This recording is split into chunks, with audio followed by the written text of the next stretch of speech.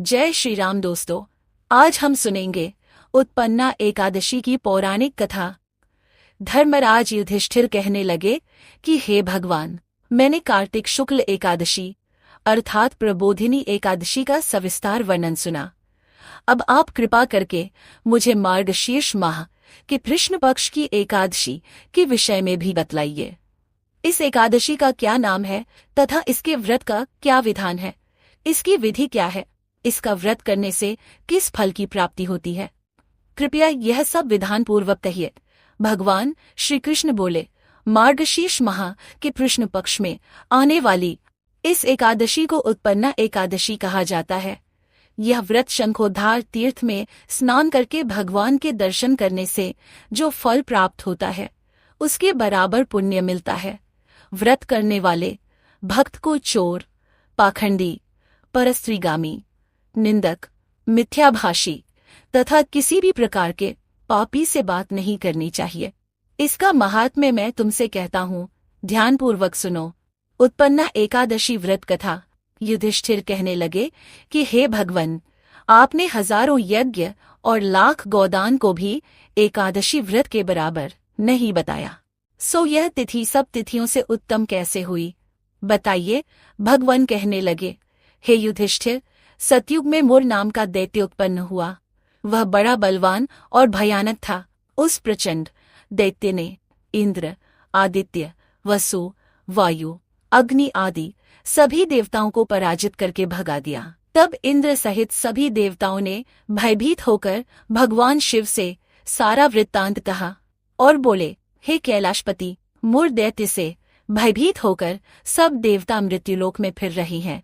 तब भगवान शिव ने कहा, हे देवताओं, तीनों लोकों के स्वामी, भक्तों के दुखों का नाश करने वाले भगवान विष्णु की शरण में जाओ, वे ही तुम्हारे दुखों को दूर कर सकते हैं। शिवजी के ऐसे वचन सुनकर सभी देवता क्षीर सागर में पहुंचे। वहां भगवान को शयन करते देख हाथ जोड़कर उनकी स्तुति करने लगे कि हे देवताओं द्वारा स्तुति करने योग्य प्रभु, आपको बारंबार नमस्कार है।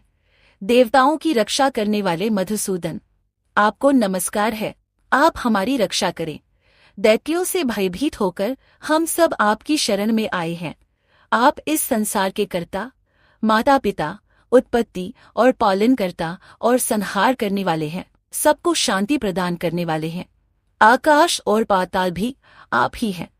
सबके पितामह ब्रह्मा, सूर्य, चंद्र, अग्नि, सामग्री, होम, आहुति, मंत्र, जप, यजमान, यज्ञ, कर्म, कर्ता, भोक्ता भी आप ही हैं। आप सर्वव्यापक हैं। आपके सिवा तीनों लोकों में चर तथा अचर कुछ भी नहीं है। हे भगवन, दैत्यों ने हमको जीतकर स्वर्ग से भ्रष्ट कर दिया है और हम सब देवता इधर उधर भागे भागे फिर रहे हैं। आप उन दैत्यों से हम सबकी रक्षा करें। इंद्र के ऐसे वचन सुनकर भगवान विष्णु कहने लगे कि हे इंद्र, ऐसा मायावी दैत्य कौन है जिसने सब देवताओं को जीत लिया है? उसका नाम क्या है? उसमें कितना बल है और किसके आश्रय में है तथा उसका स्थान कहाँ है? यह सब मुझसे कहो। भगवान के ऐसे वचन सुनकर इंद्र बोले, भगवन, प्राचीन समय में एक नाडी जंघ नामक राक्षस था। उसके महापराक्रमी और लोकविख्यात मोर नाम का एक पुत्र हुआ।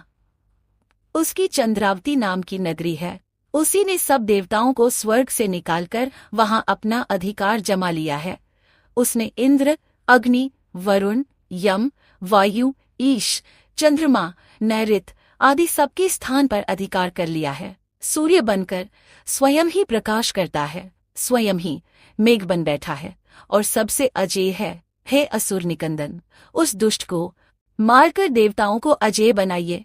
यह वचन सुनकर भगवान ने कहा, हे देवताओं, मैं शीघ्र ही उसका संहार करूंगा। तुम चंद्रावती नगरी जाओ। इस प्रकार कहकर भगवान सहित सभी देवताओं ने चंद्रावती नगरी की ओर प्रस्थान किया। उस समय दैत्य मुरसेना सहित युद्ध भूमि में गरज रहा था। उसकी भयानक गर्जना सुनकर सभी देवता भय के मारे चारों दिशाओं में भागने लगे।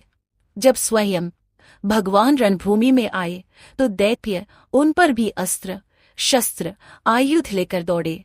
भगवान ने उन्हें सर्प के समान अपने बाणों से बींध डाला। बहुत से दैत्य मारे गए, केवल मुर बचा रहा। वह अविचल भाव से भगवान के साथ युद्ध करता रहा। भगवान जो भी तीक्ष्ण बाण चलाते, वह उसके लिए पुष्प सिद्ध होता। उसका शरीर छिन्न भिन्न हो गया, किंतु वह लगातार युद्ध करता रहा। दोनों के बीच मल्लयुद्ध भी हुआ। 10,000 वर्ष तक उनका युद्ध चलता रहा, किंतु मुर नहीं हारा। थककर भगवान बद्रिकाश्रम चले गए। वहां हेमवती नामक सुंदर गुफा थी। उसमें विश्राम करने के लिए भगवान उसके अंदर प्रवेश कर गए। यह गुफा 12 योजन लंबी थी और उसका एक ही द्वार था। विष्णु भगवान वहां योग निद्रा की गोद में सो गए। मुर भी पीछे पीछे आ गया और भगवान को सोया देखकर मारने को उद्यत हुआ। तभी भगवान के शरीर से उज्ज्वल कांतिमय रूप वाली देवी प्रकट हुई। देवी ने राक्षस मुर को ललकारा, युद्ध किया और उसे तत्काल मौत के घाट उतार दिया। श्री हरि जब योग निद्रा की गोद से उठे तो सब बातों को जानकर उस देवी से कहा कि आपका जन्म एकादशी के दिन हुआ है, अतः आप उन्ना एकादशी के नाम से पूजित होंगे। आपके भक्त वही होंगे जो मेरे भक्त हैं। आप सभी को उत्पन्ना एकादशी की हार्दिक शुभकामनाएं। जय श्री हरि।